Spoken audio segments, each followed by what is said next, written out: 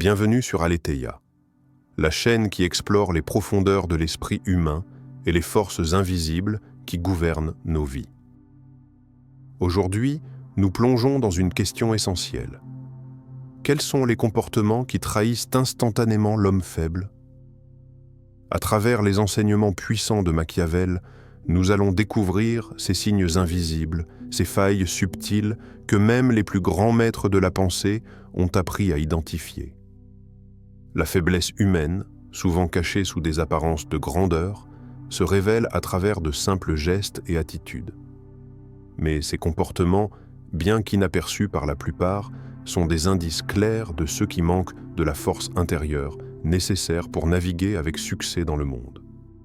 Dans cet épisode, nous allons scruter 3 comportements essentiels qui, selon Machiavel, révèlent la fragilité de l'âme humaine. Ces indices sont plus qu'une simple observation. Ils sont un appel à l'éveil, à la transformation. Vous découvrirez non seulement ce qui rend un homme faible, mais aussi comment éviter de tomber dans ces pièges et de libérer la force intérieure qui sommeille en vous. Préparez-vous à remettre en question vos croyances et à voir la réalité sous un nouveau jour. Aletheia vous invite à cette quête de vérité, où chaque geste, chaque pensée peut se transformer en une clé vers un avenir plus puissant. La peur du conflit, l'évasion, l'histoire de l'homme qui fuit. Il est plus facile de se soumettre à la fortune que de la conquérir.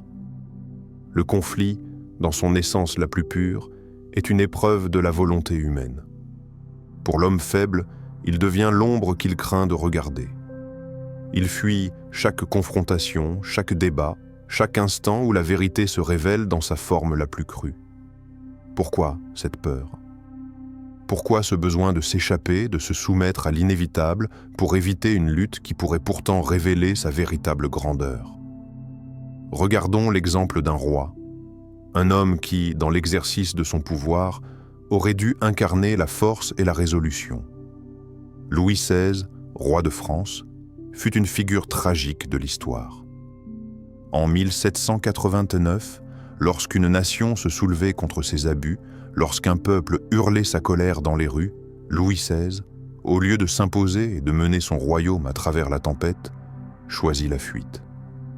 Plutôt que de se dresser contre la rébellion et de défendre sa couronne avec fermeté, il se réfugia dans la passivité. Il espérait que la tempête se dissiperait d'elle-même. L'histoire le dira. Il se trompait. La faiblesse de son âme, alimentée par la peur de la confrontation, conduisit non seulement à sa chute, mais aussi à la chute de son royaume. Cette incapacité à affronter le conflit, à se dresser face à l'adversité, est l'un des signes les plus évidents de la faiblesse. Ce n'est pas une faiblesse physique, mais une faiblesse intérieure. Un manque de foi en soi-même, une incapacité à croire que chaque affrontement peut, en réalité, être une occasion de grandir. Louis XVI, en fuyant la confrontation, laissait derrière lui une chance de redéfinir son destin, une chance d'imposer sa vision et d'être l'architecte d'un nouveau royaume. Pensez un instant à ces moments où, dans votre vie, vous avez choisi de fuir. Peut-être avez-vous cherché à éviter un débat difficile avec un proche, un affrontement nécessaire avec un collègue ou même une vérité qui vous dérangeait profondément. La peur du conflit, si elle était nourrie, devient une barrière invisible mais puissante qui vous empêche d'avancer. Comme Louis XVI, vous vous retrouvez à espérer que tout se résoudra tout seul, que le calme reviendra sans que vous ayez à lever le doigt. Mais la réalité est tout autre. Lorsque vous fuyez les conflits, vous fuyez également le pouvoir que vous avez de transformer la situation, de changer le cours des événements. Vous renoncez à la possibilité de prendre le contrôle de votre vie. Et pourtant, la confrontation n'est pas toujours synonyme de violence ou d'affrontement destructeur. Parfois, elle se manifeste simplement dans la capacité à s'exprimer, à poser des limites, à dire non ou à défier ce qui semble être une norme imposée. La confrontation, même sous forme de simple dialogue, est une prise de pouvoir sur soi-même.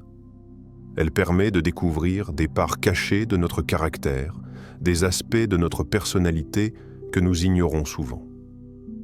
Ceux qui affrontent les conflits avec sagesse et courage découvrent leur force intérieure. Ceux qui fuient, au contraire, restent enfermés dans des cages invisibles. Pensez à un autre exemple, celui de Gandhi, un homme qui, loin de fuir les conflits, les a embrassés pour le bien de son peuple. Lui, qui aurait pu se soumettre aux colonisateurs britanniques, au lieu de cela, choisit de résister. Il se tourna vers la confrontation, mais une confrontation pacifique, basée sur la vérité et la non-violence. Gandhi ne fuyait pas les conflits, il les réinventait. Il savait que pour que la liberté soit obtenue, il fallait parfois entrer dans des combats inévitables, mais qu'il était possible de les mener autrement sans se perdre dans la violence. Il savait que chaque conflit, même s'il semblait insurmontable, portait en lui les germes d'un changement fondamental. Ainsi, lorsque vous fuyez un conflit, vous fuyez aussi une part essentielle de votre propre pouvoir. Vous perdez l'opportunité de transformer un moment difficile en un point tournant de votre vie. Et vous vous éteignez lentement, vous laissant envahir par le doute et la peur. L'homme faible fuit, mais l'homme fort, celui qui prend sa place dans le monde, choisit d'affronter ce qui semble insurmontable.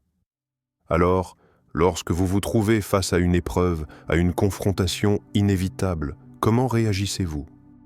Fuiriez-vous comme Louis XVI, espérant que tout se calmera de lui-même ? Ou bien, comme Gandhi, choisiriez-vous d'affronter ce conflit avec la conviction que c'est dans l'adversité que se forge la véritable grandeur ?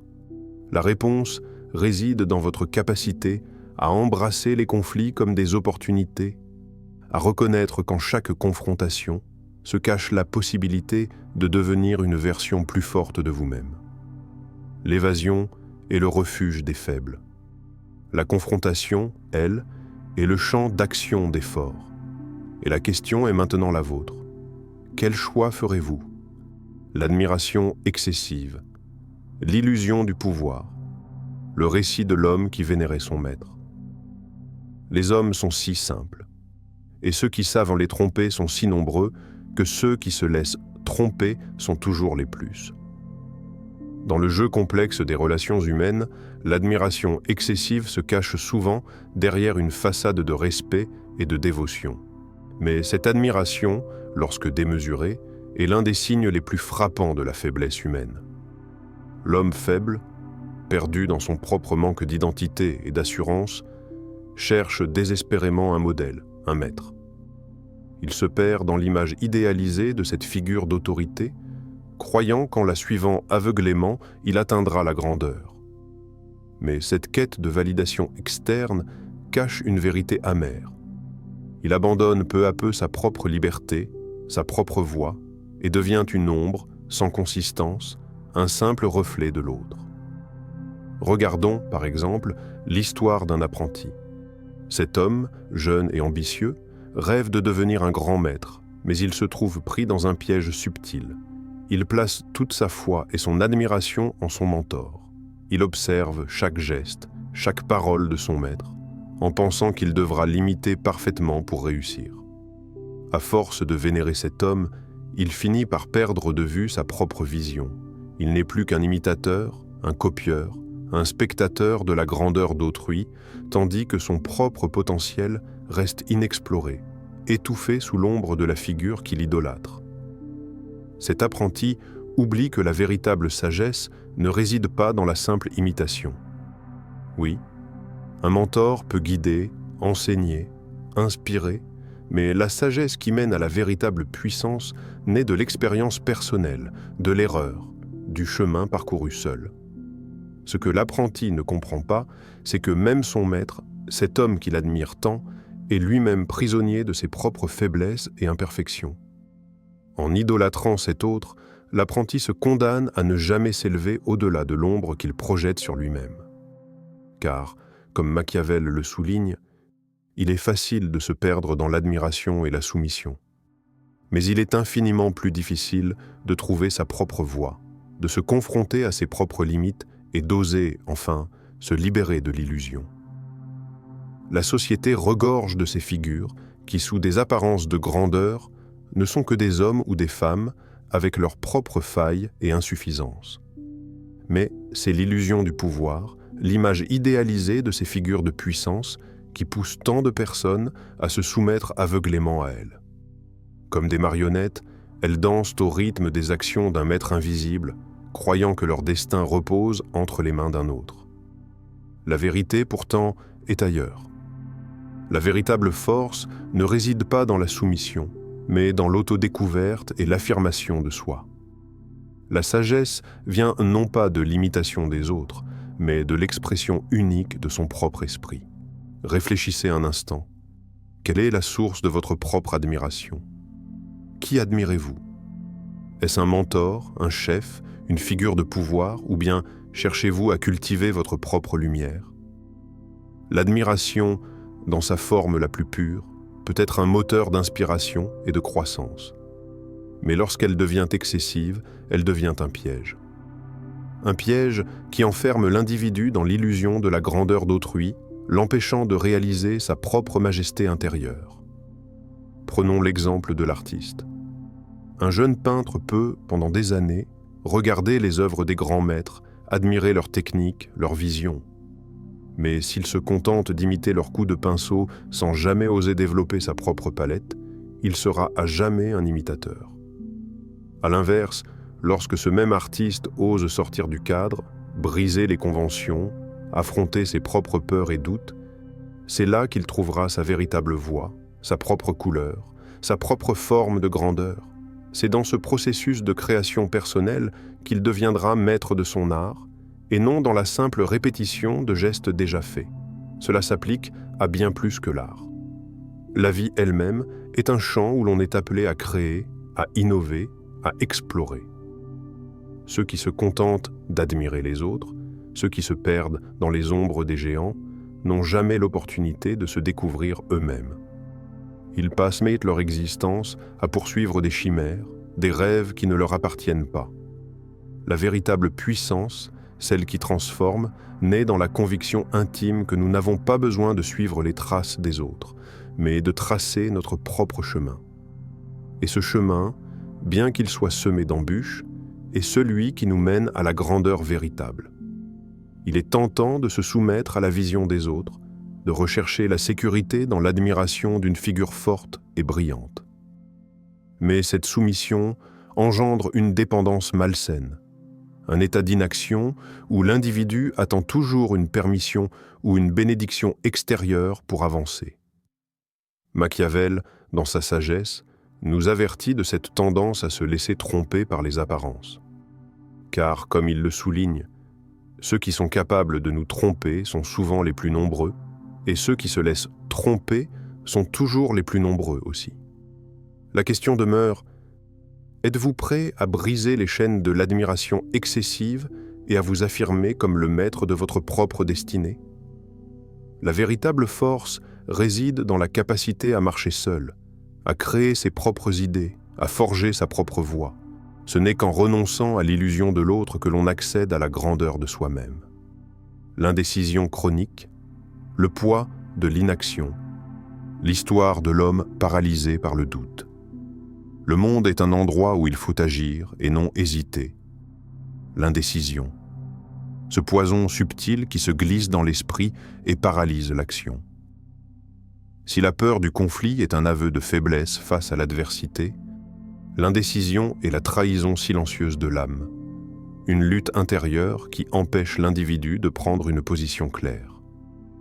L'homme faible est celui qui, pris dans un tourbillon de doute, ne parvient jamais à faire un choix décisif. Il regarde le monde à travers une lentille floue, trop préoccupé par la possibilité de faire le mauvais choix pour agir avec conviction. Il tergiverse, pèse chaque option, redoute chaque conséquence et, dans ce processus, il perd non seulement la chance d'agir, mais aussi la capacité de grandir. Prenons l'exemple d'un général, autrefois glorieux, qui se retrouva figé par le doute. Au fil de ce voyage, à travers les comportements qui révèlent la faiblesse, il devient évident que la véritable puissance réside dans notre capacité à affronter le conflit, à libérer notre propre identité et à agir sans hésitation. L'homme qui fuit, l'homme qui s'admire sans cesse à travers le regard d'autrui, et l'homme paralysé par l'indécision se condamnent eux-mêmes à l'immobilité. Mais il existe un autre chemin, celui de la maîtrise de soi, du courage de se confronter aux défis et de l'audace de prendre des décisions, même face à l'incertitude. Sur Aletheia, nous vous invitons à briser ces chaînes invisibles, à vous libérer de la peur qui vous empêche de prendre le contrôle de votre propre vie. Vous avez en vous la capacité de dépasser vos doutes, de redéfinir votre propre grandeur et de transformer chaque obstacle en une opportunité de grandir. Ce n'est pas dans l'évitement des difficultés que réside la force, mais dans l'affrontement des réalités, même lorsque la route est incertaine. N'attendez pas que la vie se calme. Ne soyez pas celui qui, en fuyant ou en attendant une perfection illusoire, se prive des chances de créer sa propre légende. Le moment d'agir est maintenant. Reprenez le contrôle, affrontez vos peurs et osez prendre des décisions audacieuses. Rejoignez-nous sur Aletheia et faites le choix de ne plus vous laisser guider par la faiblesse, mais d'embrasser la voie de la transformation et du succès. Votre voyage commence aujourd'hui.